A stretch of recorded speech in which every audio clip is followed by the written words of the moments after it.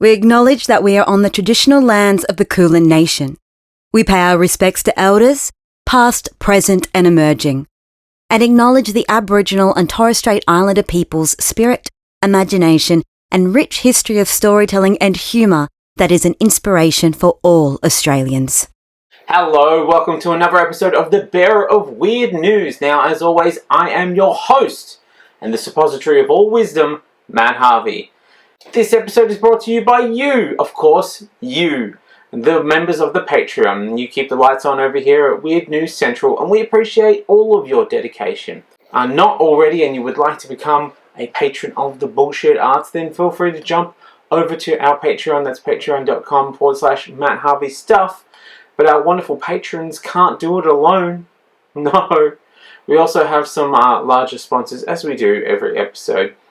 But we only got one this time. One massive sponsor. And that is Festivus. That's right, Festivus. It's another Festivus miracle. And while Festivus is partly about the eschewing of capitalism, there is an element of Festivus that seems, I think, particularly important this year. And that is the airing of grievances. And lacking a table of people to tell what I dislike about them, I'm going to have to focus on how the world has disappointed me this year.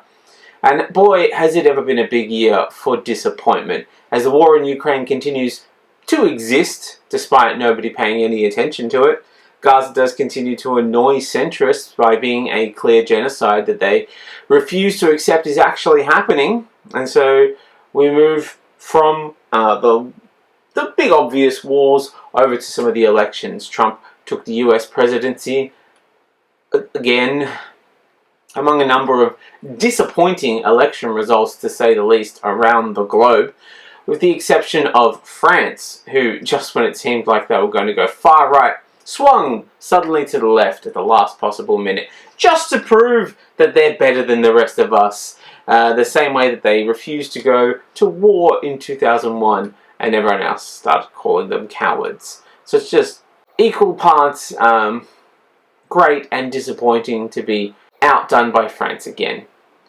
The world has reached its hottest global average on record, and more once-in-a-lifetime catastrophic weather events have ravished the landscape for no particular reason that I can think of, certainly not any that would be connected to the previous statement that I just made. I just happen to be doing the weather portion of the grievances, as is traditional. Of course, I liked a lot of movies this year, but this isn't about those. This is about grievances, and boy, do I ever have a grievance, because I still had to endure the cinematic garbage pile that was Madam Web. And while I love The Bear as far as TV shows go, why is this winning Best Comedy? Like this, at this point, this is a bit of a lazy take. But why is The Bear winning Best Comedy? Is the quality of the real-world workplace so bad that we look to the high-pressure world of The Bear and think, ooh, what a light-hearted representation of work? Imagine having all of that free time to be able to dip into an existential crisis in the middle of my shift at work. No. Obviously, I save all of my existential breakdowns for the bus ride on the way home. I mean, if I didn't have my existential crisis happening while I was on my over an hour trip home after a 12-hour day of work, I mean, I might risk falling asleep because of exhaustion. So I have to keep it for the ride home, not only so I can meet the KPIs that are required by my work, but for the practical reasons of not falling asleep on the bus. Thus endeth the airing of the grievances. Thank you for allowing me to expunge those. If you have your own grievances that you'd wish, put them in the comments. I'm sure somebody will read them. I won't, but I'm sure somebody will. And of course, none of this, any of this, would not be possible or even be happening without the existence of my own live shows. And boy, do we have a lot of those coming up. So if you are up for a bit of a trip out and coming out to one of the live shows, please do. I've got Wage Against the Machine and I Got Bit by a Monkey Once traveling both shows around, and I am taking them to more locations than ever. So if you happen to be in Perth or Rockingham as part of both the Fringe World Festival and the Rocky Fringe Festival, that's fantastic. Do come and check those out. I'll be in Port Augusta, I'll be in Kimber, and I'll be in Adelaide as part of the Adelaide Fringe Festival. I'll be in Mount Gambier in what would have been the Mount Gambier Fringe, but I'm still coming. I'm still bringing my show over to Mount Gambier, so if you're there and if you're disappointed by the fact that the Fringe doesn't exist this year, come and see my show. I will do my best to fill that gap. And then I'll be jumping straight over to Castlemaine for the Castlemaine Fringe, and Melbourne for the Melbourne International Comedy Festival. Only the one show this year. It is Wage Against the Machine. I'm literally just doing the one at Chapel off Chapel, so I'd love to sell that one out. It'd be a really fun one to do. It's a great venue, and I think we'd all really enjoy that show. I will be in Darwin for the Darwin Fringe Festival come July, but again, I'll be filling in some of those gaps that are currently filling in my calendar. If you'd love to have a show come out to your place and you reckon you can get a few people to turn out, I'd be more than happy to come along. But until then, I will be the bearer of weird news.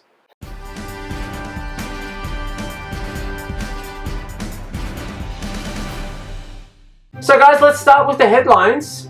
A New South Wales farmer was fined a record $1 million for wiping out critical koala habitat so that they could build a private airstrip larger than Sydney Airport. And that farmer's name was Gladys Berejiklian. No, I'm kidding. Gladys will never see consequences for destroying koala habitats. What a dream, guys. You couldn't really have believed that. Fools. A teenager was told by a chatbot that it sympathised with children who murder their parents after the teen complained to the bot about his limited screen time. Man, if they're upset about limited screen time, these kids are going to be really upset when they find out about their limited job opportunities, houses, dollar value, non-endangered animals, healthy environment, dry land. You know, come to think of it, the only thing this kid will have in abundance is disappointment. If you're wondering, the working nickname for the AI is the Executor, because it will make sure your kids get their inheritance as quickly as possible. In an interview on Triple J, Housing Minister Claire O'Neill said that it's not just young people who want housing prices to drop, and that the government is doing everything that they can. They are committed to helping people bring prices down. Sorry. I almost made it all the way through. But I couldn't finish it. I just couldn't get to the end of the sentence without. I had to let it out, you know what I mean? I was going to have an aneurysm. I was trying to keep it all in. Of course that's not what she said. This is what she said. That may be the view of young people, it's not the view of our government. Honestly, if these people want an investment that'll just go up infinitely, they should just invest in Raytheon and Halliburton. Yeah? I feel like that's the best thing for them at this point. They've already demonstrated that they don't care for the lives of others, but at least this way, there won't be like homeless people as a result of their carelessness. I mean, some people will end up homeless, but they are very far away in countries that we don't live in. And besides, all of those people will eventually be given homes by our very government, right?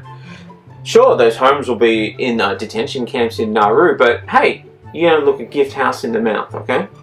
Pete Dutton says that he'll never stand in front of an Aboriginal flag as Prime Minister. And while at first the outburst seemed like it was a bit of a racist, like culture war, gibberish, nonsense statement, it was actually just him letting us know that he's never going to be Prime Minister. He did go on to say that there was a flag that he'd hoped to stand in front of, like a big red one with a kind of like tilted cross motif in the centre. Look, it did sound kind of familiar to me, but I couldn't quite concentrate enough to place it. I guess I'll just have to access my brain for answers so I can assess the knowledge. Honestly, it's right there on the tip of my tongue. You know what? I'm having a totalitarian brain freeze, and I did not see this coming. I think I just need to move on. AI thought knee x-rays could tell if you drink beer and eat refined beans. Yeah, that's right. Sounds great. Sounds like a wonderful AI-led future that we have ahead of us. Have you noticed that AI makes up more shit than doctors in the 16th century? I mean, I can't wait till they start prescribing leeches and bleeding me to balance out my humours, just so that some company somewhere can save 27 cents on having somebody in a third world country answer my phone call. Studies pin down exactly when humans and Neanderthals started doing the nasty in the past year. And if you want to know all about it, ask your mum and her ex-boyfriend. Ho ho ho! Got him! Actually, that's not fair. Look at this handsome motherfucker. This is the Neanderthal your girlfriend told you not to worry about. Hey there, champ. You can read all about it in the latest erotic thriller series, Hot Pangean Nights. You know, they don't call them Homo erectus for no reason. Poker machine venues in Victoria have increased the amount of gambling revenue that they're spending on themselves, justifying it as a community benefit to get tax cuts. Look, it makes sense when you realise that these venues are actually providing the community with exactly what they want. A chance to give their money directly to a faceless corporation. People don't happen to know the name of the CEOs of these venues, do they? I'm just asking for a friend and no other particular reason. Victor Willis, who played the police officer in The Village People and one of the songwriters responsible for the song The YMCA, said the gay anthem label is hurting the song. Woo! Hurting the song. I didn't realise hurting meant earning you millions of dollars as a subculture embraces you. If that's the case, I got a couple of jokes that I think could really do with some hurting as well. I haven't seen someone deny gay people this hard since Qatar hosted the World Cup. Willis has threatened a legal action against anyone referring to the YMCA as a gay anthem. And this is exactly the kind of action that I would expect from a cop. No wonder they wanted to kick cops out of the 2025 Pride Parade. Next we'll be hearing that there are no macho men hooking up in the Navy. You know the Leatherman would never have pulled this kind of shenanigans. And that's why we don't trust cops.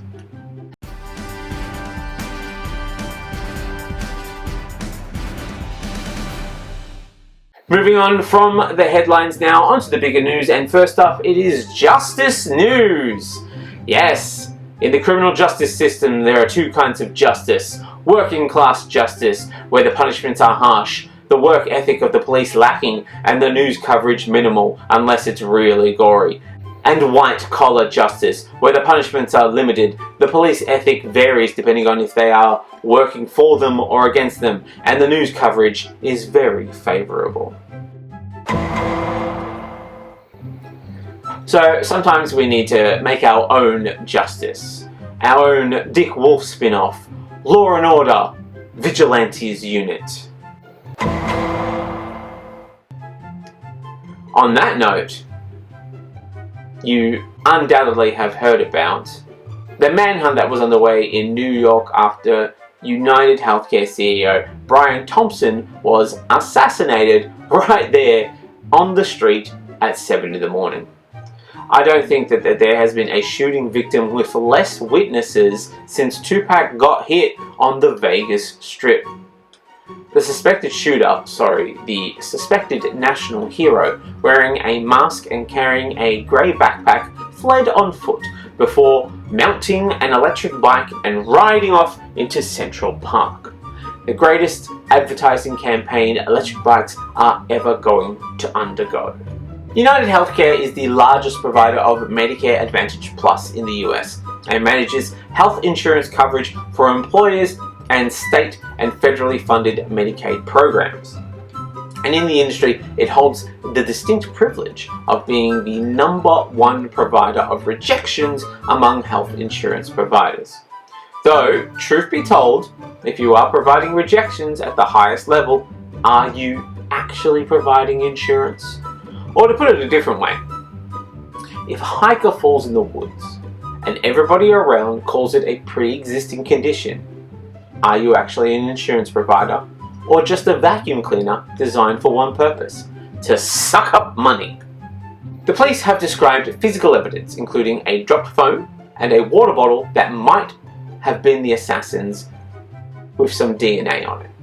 Photos of a man who is definitely not the vigilante in question, but will probably end up being the man hauled in for questioning and made an example of. And some bullet casings that had the words deny, delay, depose written on them. A reference to the company's unofficial method of handling claims made for the millions of Americans who paid billions of dollars into the system with the admittedly wild expectation that one day the company might do what they were paid to do rather than attempt to stack cash higher than the Burj Khalifa. Normally, when a high-profile death like this happens, internet sleuths are desperate to milk it for views. Truthfully, it doesn't even have to be high profile. They normally hunt down someone who stepped on a snail if they believed in it enough, so that they can show the world just how clever they are and how few friends they have by solving the case. Finding Wally and doxing Carmen Sandiego all in one afternoon.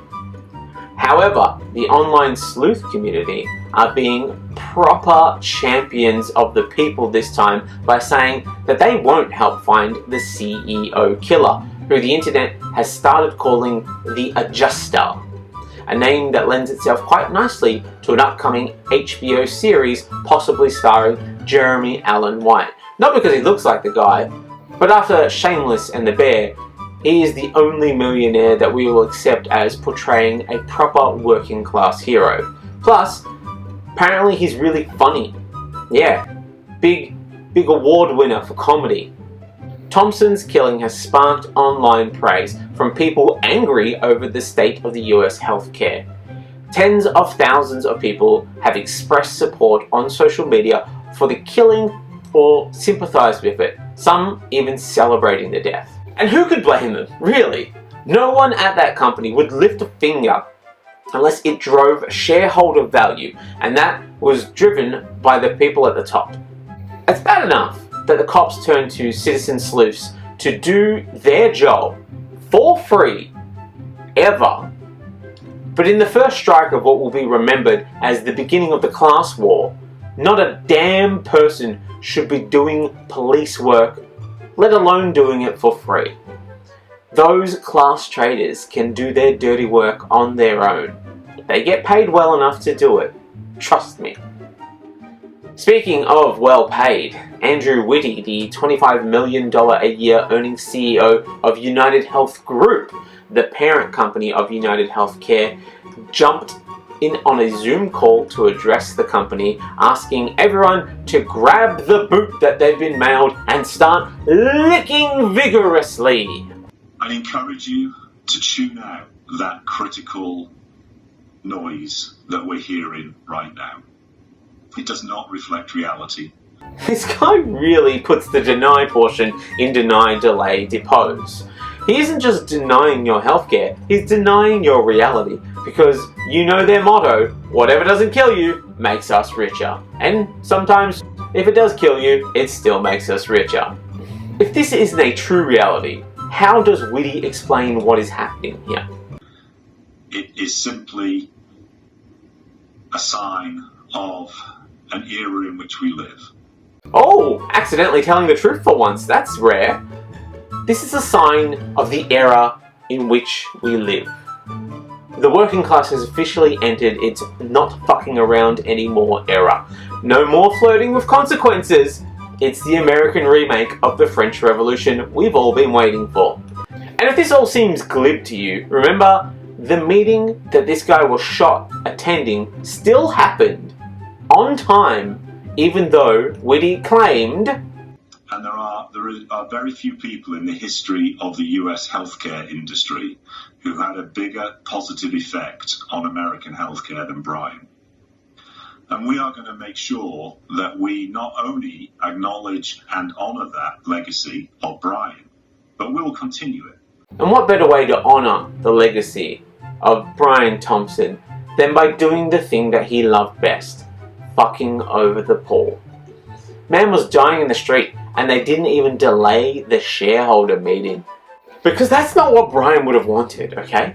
If a poor family wasn't turned away from receiving health insurance every hour on the hour, Brian felt like he wasn't doing his job, so we needed to keep this continuity of lack of service going. They even managed to put an advertisement for his position up before the day was out. I guess that was one of the things that they discussed in the shareholder meeting. Well, now it makes sense why they had to plow through and keep it going despite a man bleeding on the street to death. It's what Brian would have wanted. The rejections must flow! Because we're a family here at United Healthcare.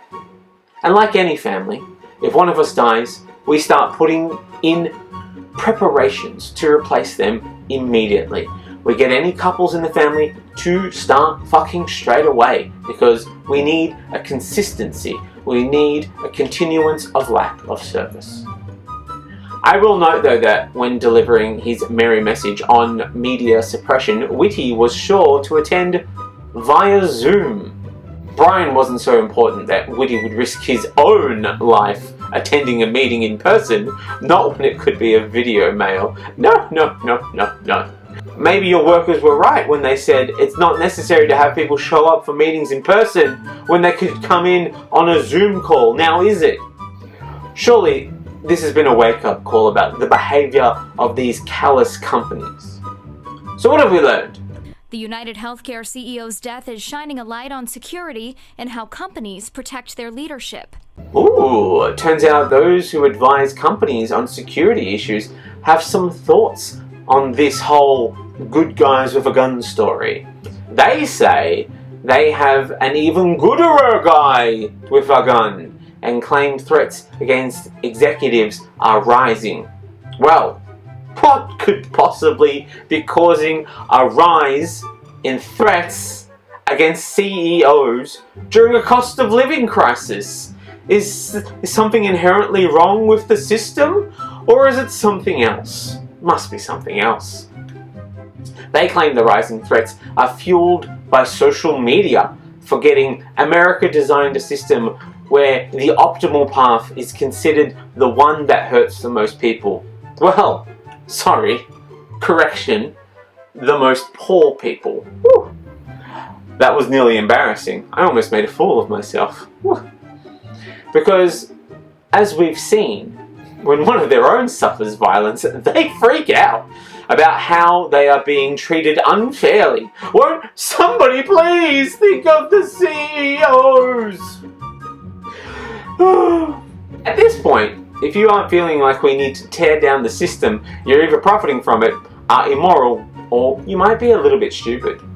I would offer these CEOs my thoughts and prayers, but I checked and it turns out they aren't in network. Sorry guys. I'm hearing a lot of people's health insurance doesn't include vision coverage, so I suppose that means a lot of people wouldn't possibly have been able to see a thing if they were out on the street that morning. Although, let's be frank, this is gun violence. And if we've learned anything from the past, gun violence in America? Well, it's still too early to talk about the politics of stopping CEO deaths. I won't be dragged in to politicizing this. The NYPD was getting pretty desperate because the only thing that they'd managed to find was a bag in Central Park. A bag that was quite delightfully stuffed with Monopoly money. Notably missing from the Monopoly collection was the get out of jail free card. So let's hope that the CEO shooter has held onto that tightly. And all this nothingness is happening despite the NYPD offering up $10,000 for any information. Although, in the end, they may not need to offer up any money because the NYPD does say that AI will find the adjuster. That's right. Yeah, what does that sound good? The adjuster. Only available on FXX. I'd watch that. You know, if the NYPD really wanted people to help them out, they would be a little more cleverer about this. Instead of offering up $10,000 in cash, they'd offer up something that would really get you to turn on your own class. Maybe offer up a reward of 10,000 GP visits for free. CNN has also reported that the NYPD is using facial recognition software to track down the Adjuster, Tuesdays on AMC. Yeah, I think AI, that bastion of unimpeachable perfect work, will get the job done. So remember, listeners, to keep an eye out for our handsome man with a charming smile, 4 arms, fingers that merge seamlessly into his face and legs, 3 and a bit legs, less a man and more a multitude, really. We are legion because we are many. He is legion because he is made up of many body parts, that is. Many excessive body parts. Oh! Breaking news, guys! Breaking news! The Adjuster has been found. Maybe. Possibly. But maybe not? But maybe. But who knows? Following a days-long search across state lines for the alleged shooter, a young man matching the description of the shooter, who goes by the name Luigi Mangione, has been found. They want us to believe that these guys are the same guys. Look at them. Look at these guys. They don't look anything alike. On his person, they claim to have found a ghost gun, a large sum of cash, a mask, and writings that they are claiming to be a manifesto. We have an audio sample of some of the manifesto being read. Luigi was arrested while eating at a McDonald's restaurant in Altoona, Pennsylvania, after a McDonald's worker recognized him from CCTV images circulated to the media. The McDonald's was flooded with review bombs saying wonderful things like, "More like Narc-Donald's. I hope obesity and heart disease are in network in Pennsylvania. Deny, depend, depose, diarrhea. And do not stop here if you're an American hero, they will sell you out." Others claim to have seen a rat in the restaurant, noting that it will make you sick and your insurance isn't going to cover it. So just delightful reviews overall. So the only question that remains is, which of the McDonaldland cast is the biggest snitch? While Officer Big Mac seems the most obvious choice, as he is simply a propaganda spreading class traitor, we all know that Mayor McCheese got rolled in 1985, the McDonaldland election, after he was found with his hand in the nugget box, claimed the election was stolen, and then ran up millions in bills and false lawsuits to prove that he had been screwed by the McDonaldland electoral system, and now he desperately needs money. But I think we're all overlooking one very important figure. The horrific moon-faced crooner, who also helped McDonald's become a 24-hour institution in the 80s and 90s, who came into public shame when Bobby Darin's son sued McDonald's after allegedly infringing on Darin's likeness. Yes, it is Mac Tonight. And of course, there was the basement full of headless nuggets that he had to answer to. That certainly didn't help his public reputation, and someone like that might have desperately needed a few $1,000s to help them boost his post-nugget basement career. But who could say? There's always Grimace. Grimace has been hanging out with shady characters like Donald Trump for years. The internet did its thing, and quickly we are seeing a Burger King tweet where Burger King claimed, "We don't snitch," which was very delightful but quickly proven to be fake, though very funny, though very fake. After all, as if we could rely on someone who called themselves a king to have class solidarity with the working class. Assuming he is guilty though, he was from a rich family, went to a fancy private school that costs around $40,000 per year. If he had just waited a few years, he could have gotten a job and kept working as a data engineer. Then he could have gotten a job with a social media company and killed a bunch of people legally. Why would he have wasted that opportunity by going out of his way to kill a CEO now? You better believe he wouldn't be facing criminal charges if he'd gone about murdering that way.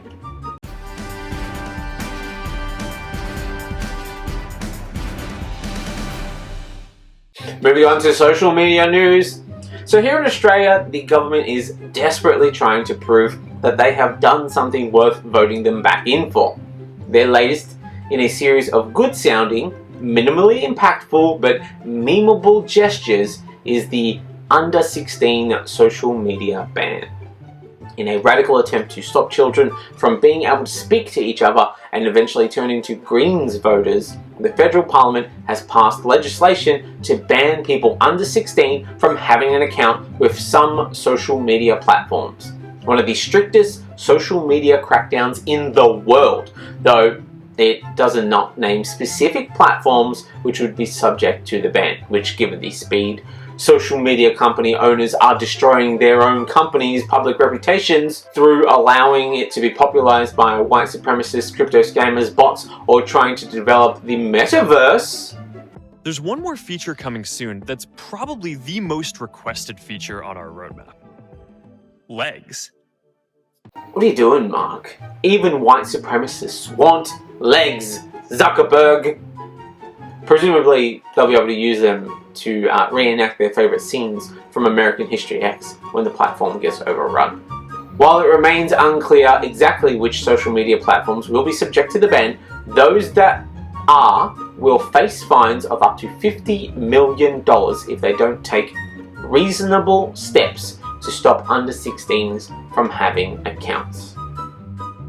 Reasonable steps sounds like the kind of vague nothingness that allows governments to look good as social media sites install a button saying, "I pinky promise, cross my heart, hope to die, stick a needle in my eye, I am definitely, probably, almost certainly over 16 years old, sir." Then, if they really want them to show that they are being serious, maybe they'll get them to do like a blood donation to the nearest billionaire in order to help keep them young, because only young people will be able to keep them young. The legislation defines an age-restricted social media platform as including services where the sole purpose or the significant purpose is to enable online social interaction between people. People can link to or interact with others on the service. People can post material, or it falls under conditions as set out in the legislation, which, based on these descriptions, no social media platforms would actually be banned. They've come way too late in the game for social media interaction to be the main or even a significant purpose of any of these sites. Nobody wants to talk to anybody else there. They just want to post their own memes or, expel their own political views or their own political view memes.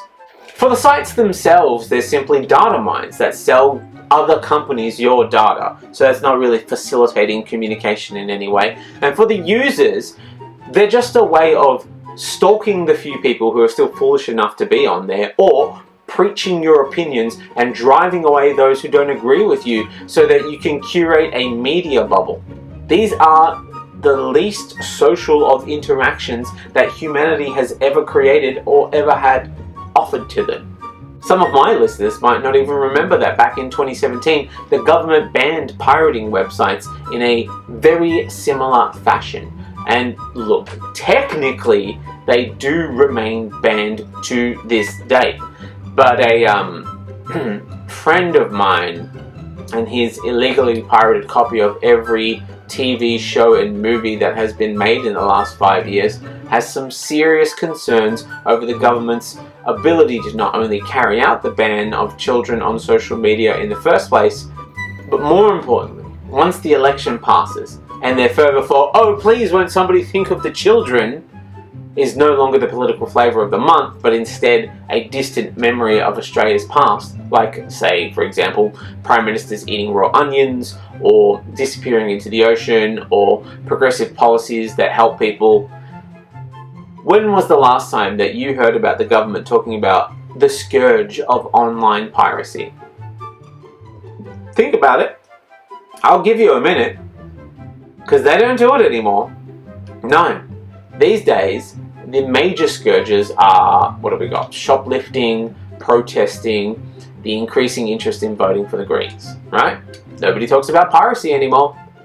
You can tell they really needed to jam it through without the rest of us consenting, as the bill had a 1-day public consultation period, and they voted on it before anyone could possibly have read all the submissions, completely ignoring the advice of experts and from the Australian Human Rights Commission, which said the government rushed the legislation through Parliament, quote, without taking the time to get the details right, or even knowing how the ban will work in practice. Without giving too many of my country's secrets away, the Australian government ignoring the advice of the Human Rights Commission is pretty much par for the course, so we shouldn't be surprised there. Though our usual response is to completely violate people's human rights, so simply ignoring a Human Rights Commission is actually a real step up for us. Talk about progress! The government introduced the bill, they claim, due to major concerns about the mental health effects of social media on young people. And when it passed, the Albanese government celebrated, posting on Twitter, "We're doing everything we can to keep our kids safe." For starters, a huge ball drop by the social media team. The post should have read, "In a year's time, your children won't be able to see this post." Fucking, it was right there. Yeah, these guys suck at social media. Given that keeping the kids safe at all costs is the goal, presumably they'll be rushing through a few other things that are arguably more detrimental to the mental health of children. Life stresses are a big one. Things like poverty. Poverty is a huge detriment to the mental health of children. I think we need to rush through a universal basic income to guarantee children don't suffer from poverty-induced mental health. We don't need the details, we just need to rush it through. One day, nobody discuss it, just push it right through. Another big one is people dying. So, no more death, I guess? Sorry if you were hoping to shuffle off this mortal coil, maybe getting out of a terrible job that you don't want to do anymore by simply dying. That's off the cards now. Same with divorce. We're done. No more divorces, you hear me? Divorce is a huge driver of mental health problems with children, though forcing parents to stay together might increase some parental depression, so we'll have to take this on a case-by-case basis, maybe making bigamy legal for some relationships that are less happy, so that cheating becomes a thing of the past. But everyone's gonna have to get real cool about a whole bunch of stuff real fast. Particularly as Dr. Alexia Maddox, Director of Digital Education and Senior Lecturer in Pedagogy and Education Futures at La Trobe University School of Education, or Dr. Maddox if you're feeling nasty, said, "Research shows that social media platforms often provide crucial support networks for young people in rural and regional areas, LGBTQIA+ youth, and those with disabilities." I think it's a pretty clear indicator of how dire things are out there when there is a group whose best source of support is the bubbling cesspool of social media. Possibly the only thing that is worse could be, say, your grandparents relying on Sky News to shape their entire worldview. If we're worried about media corrupting people in such a way that children get hurt, then definitely Sky News has done more harm to the mental health of not only children who have to live in a world shaped by Sky News' wretched opinion-slinging, culture war-mongering shit show, but their parents and their grandparents, who have been gently human centipeding the opinions of Murdoch journalists through the generations and directly into the mouths of their children for way too long now. Maybe to save their mental health, we have to ban the country from Murdoch journalism. After all, aren't we concerned about the mental health of children? We don't even know how any of this is going to be enforced. And even though in an explanatory memorandum the government wrote that no Australian will be forced to use government identification, including digital ID, for age assurance on social media, a trial of age verification technology will not deliver its findings to the federal government until 6 months from now, and that age-restricted social media platforms can only collect government-issued identification, information, or material if other alternative age assurance methods have been provided to users. So it's a good thing that social media companies have proven themselves so reliable and trustworthy, not only with our data, but ensuring that they don't take any more than they actually need, and they certainly wouldn't sell it off to any potentially interested parties for their own personal gain. Perhaps most concerning, our old friend Dr. Maddox said restricting children from social media will increase the likelihood that young people would be pushed toward less regulated platforms, places where some of the worst behaviours have not only been encouraged but covered up.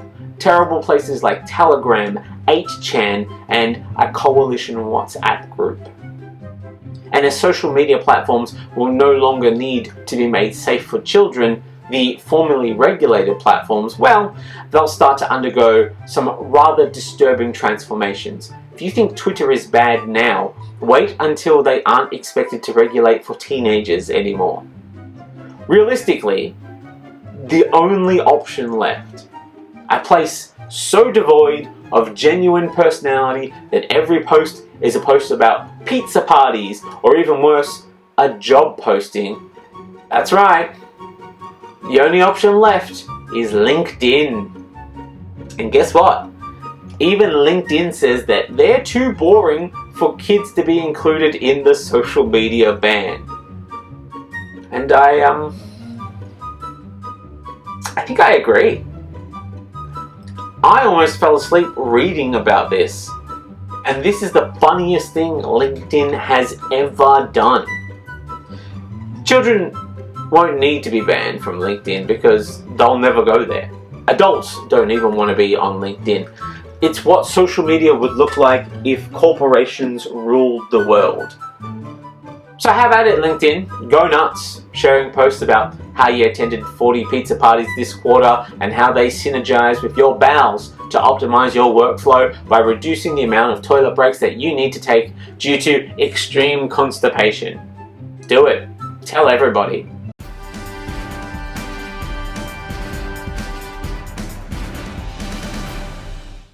Moving on now, it's puberty news. It's over to the UK, the home of fucking around with pronouns.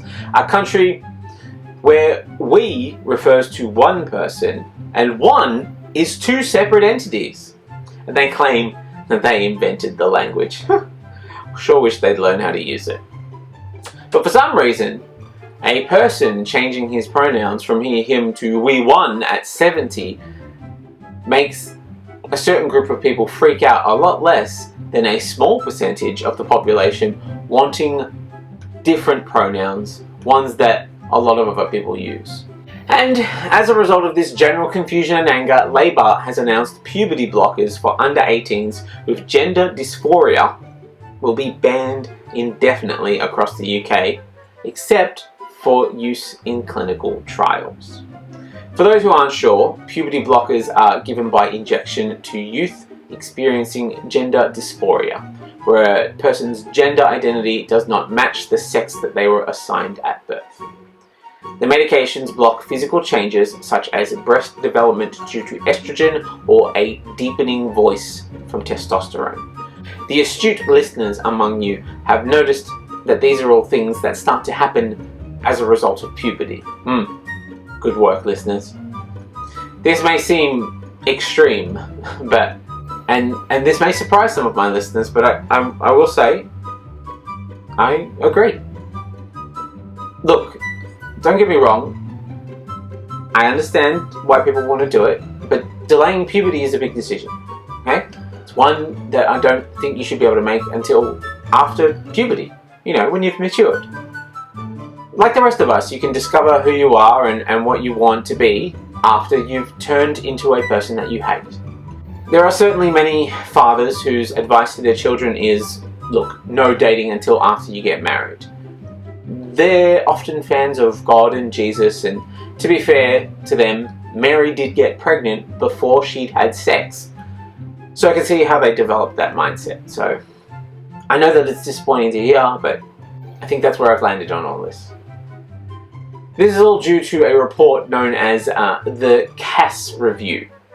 Since its release, the review has been used to justify restrictions on healthcare for transgender youth in the UK and has already been cited in US legal battles over the transgender rights. It is likely to feature heavily in the months and years to come, as it says a lot of the things that the people who want to deny trans kids gender-affirming care want to hear. Things like toy preference in childhood is biological and caused by hormones, and that neurodivergent individuals shouldn't be allowed to transition, despite research showing that there is an incredibly strong overlap between trans identity and neurodivergency.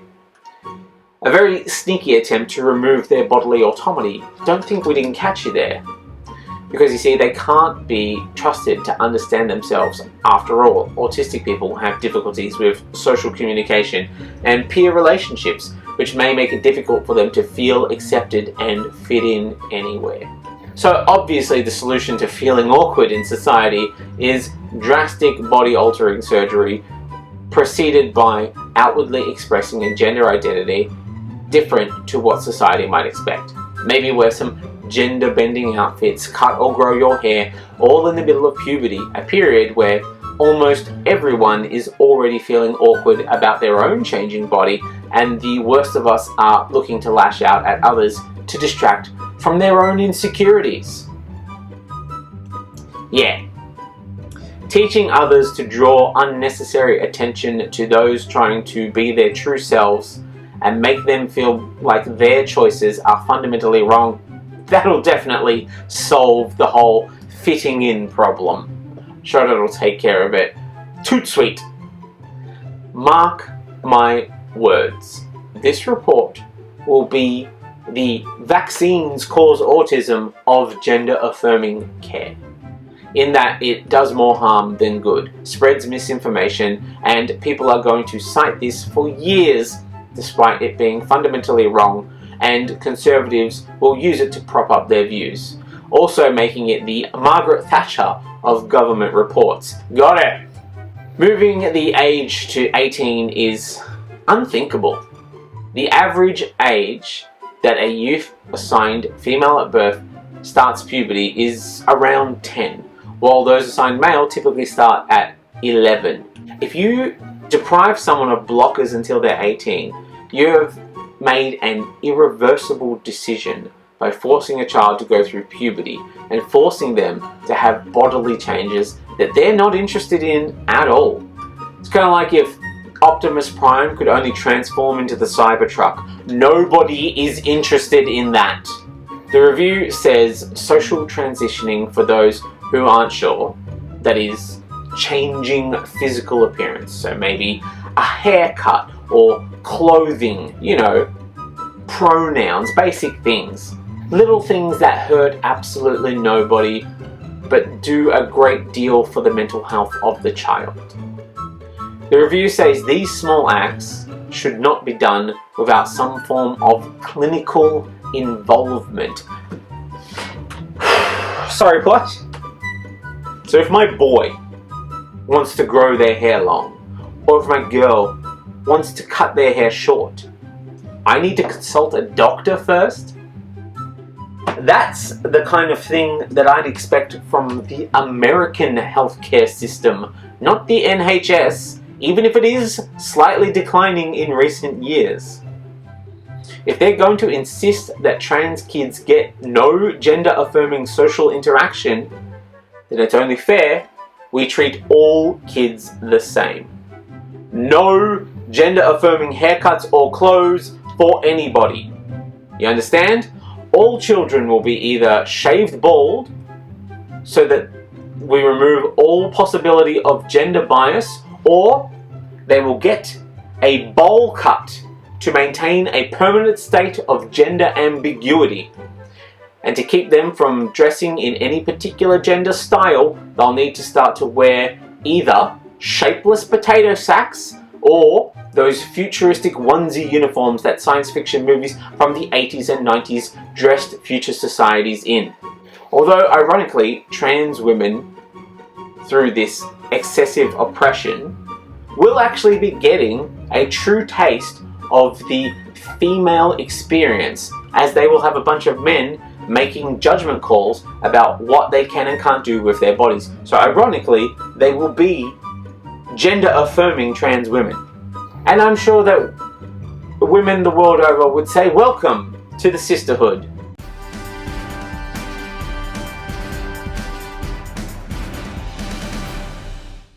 That is the end of the episode. Thank you so much for hanging around. If you enjoyed that, if you enjoyed any of that, please do share it with someone you think might also be into that kind of thing.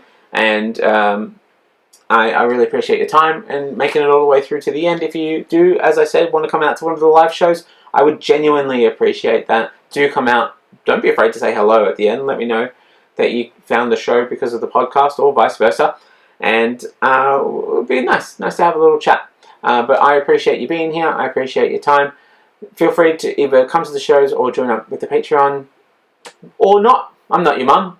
Until then, till next time, see you later. Bye.